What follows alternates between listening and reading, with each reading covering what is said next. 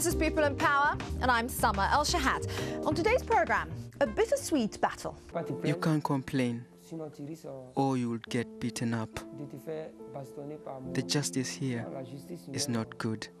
Cocoa has long been a cornerstone of the economy of Côte d'Ivoire, a country also known as Ivory Coast.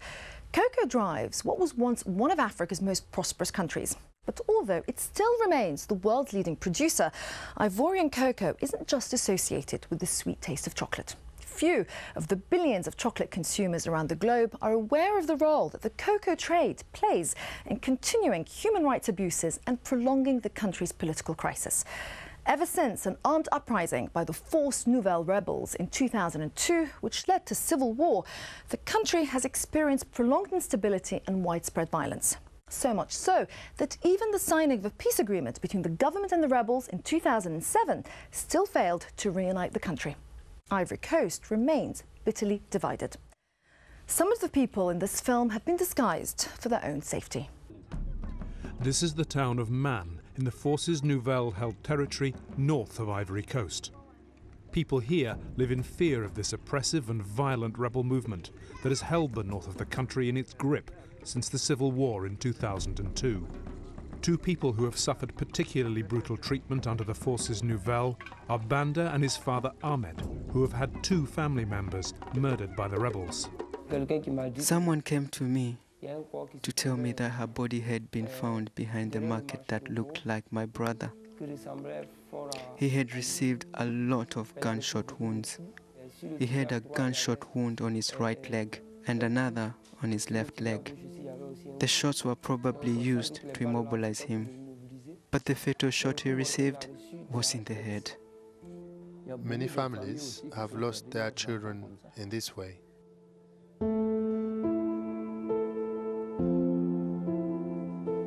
You can't complain, or you'll get beaten up. The justice here is not good. But because I'm a believer, I think there's a supreme being who will do the justice.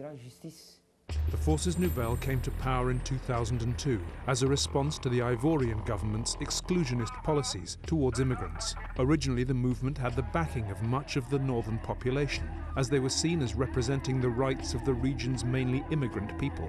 However, the bulk of the Forces Nouvelle's reign has been characterized by a catalogue of human rights abuses. In the beginning, at least, they were quite nice. They were telling us that they were here to save us. But these days, they say we have to do what they want and we can't do anything about it. They took my money, my watch, and my wife's jewelry. If they break your door to steal your money and you don't have any, then they will rape your wife, rape your kids, hit you. I pray to heaven that this story ends. The general population, if you like, from a human rights perspective, has been deprived of almost everything. So whether you look at it from a point of view of political, civil, economic, or social rights, there is no doubt that the past 6 years have been a period of deprivation in the Force Nouvelle area. Following the signing of the peace agreement in 2007, Forces Nouvelle leader Guillaume Soro said the group was transforming itself from an armed movement into a force that would be responsible, credible, and capable of managing the affairs of state. However, according to the UN human rights officers, human rights abuse in the north is still commonplace. Dissent is not tolerated, and the movement is incredibly unstable. This is a hospital in the Forces Nouvelle area. It has a capacity of 70 patients. But the rebels do not contribute any money to public health care.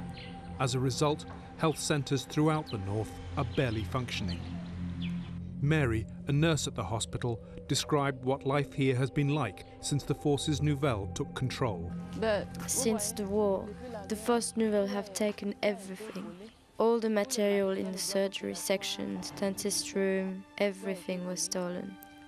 A lot of people died. We don't even have an ambulance. We have really serious cases and no ambulance. By the time we find a car to get them out of here, they either die here or on the road. or when they get there, they die. May God be with them. That's the situation. We can't do anything. We can't do anything.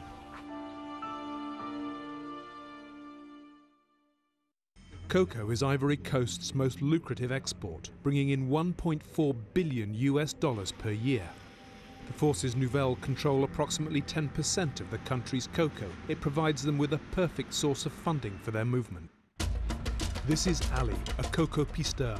Pisteurs make their money by buying cocoa from farmers across the country and selling it to cocoa warehouses in the towns. Every day he leaves the rebel-held town of Man and drives along the rutted jungle roads into the bush to buy cocoa. Actually, I really like it, because with this job, I've never had any difficulties, so I'm really happy with it. In this region, Lasquero, I work with a lot of people, at least 200 farmers. Today, we are working to survive, so my wish is that tomorrow will be better. My wish is to become a more successful pisteur. We pass several Forces Nouvelles checkpoints on the way. They say they are protecting the road from hijackers. It's in everyone's interest that the cocoa keeps flowing.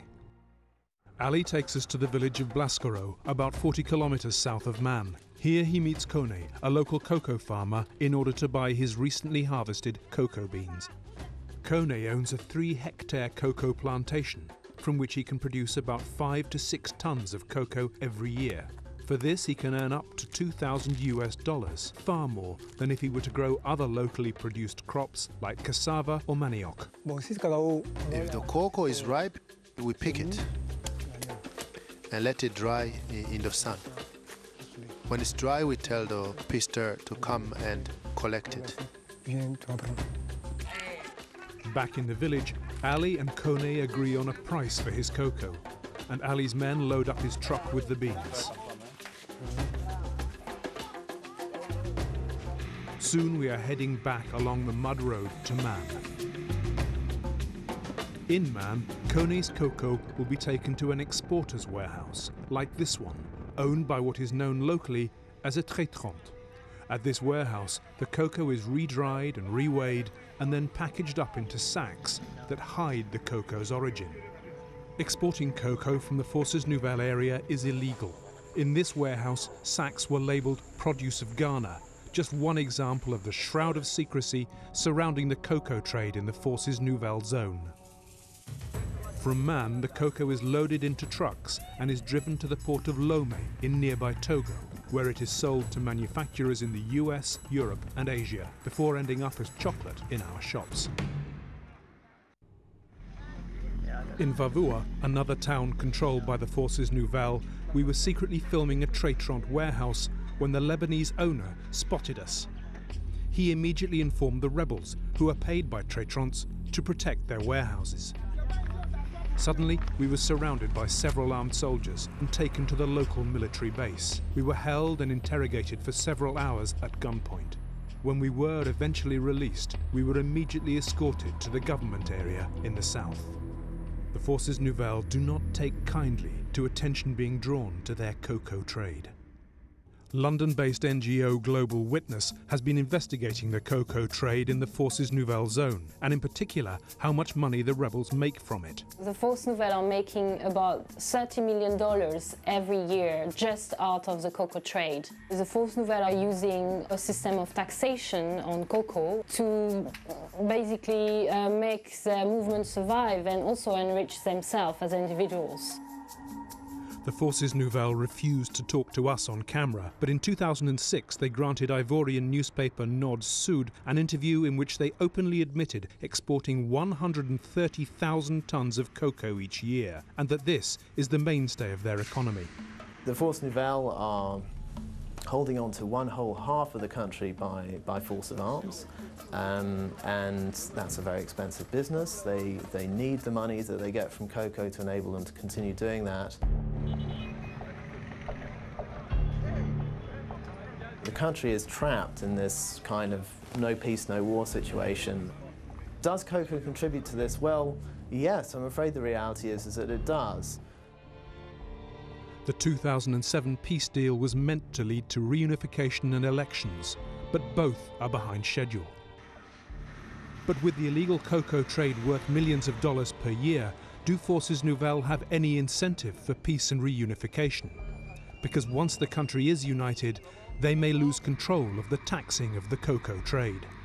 I think most people, when they buy chocolate, they think of it as fun, has a lot of positive connotations, and certainly in a popular consciousness a million miles removed from any notion that this could be linked to the sustaining of a rebel movement, which keeps itself in business through murder, forced recruitment of child soldiers, rape, torture, the worst kinds of human rights abuses. So I think consumers would be extremely alarmed if they were aware of that. Peace process in Ivory Coast take a long time to be resolved. Why? Because Forces Nouvelles economy based on cocoa. Cocoa provide to Forces Nouvelles cash money, quickly cash money. If peace arrive, it's sure that they will lose all advantage and their comfortable life at this time.